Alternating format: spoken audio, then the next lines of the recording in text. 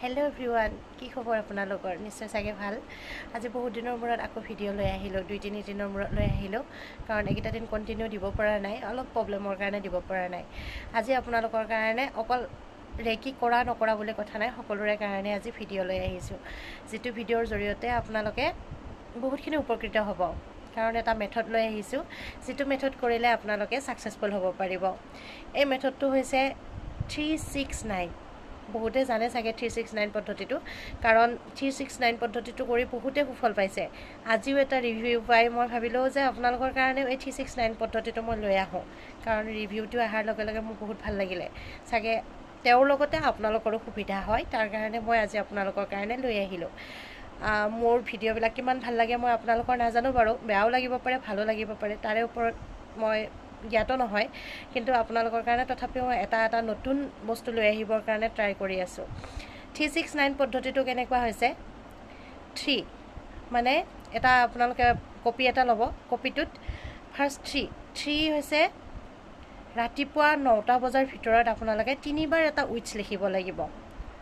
3বাৰ সদায় পজিটিভত উইটছটো লিখিব লাগিব। যেনিবা জবৰ কাৰণে বিচাৰি আছে, মোৰ জবটো হৈছে, এনেকৈ পজিটিভত লিখিব লাগিব। 3বাৰ লিখিলে 9টা বজাৰ ভিতৰত। তাৰপিছত দুপৰীয়া আপোনালোকে দুপৰীয়া ধৰক 3টামান বজাৰ ভিতৰত আৰু আপোনালোকে লিখিব লাগিব 6। প্ৰায় 3টা বজাৰ ভিতৰত আপোনালোকে 3টা বজাৰ সেইখিনি টাইমত লিখিব আপুনি 6টো, 6টা উইটছ, মানে যিটো উইটছ লিখিছে 6বাৰ লিখিব।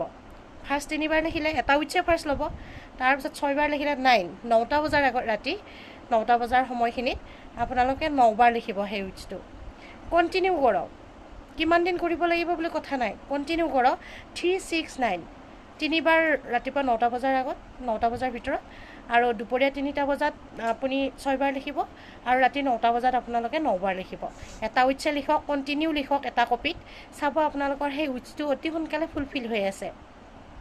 আপোনালোকে ট্ৰাই কৰকচোন, কেনেকুৱা পায় আপোনালোকে জনাব। কিন্তু বহুতেই ছাকচেছফুল হৈছে।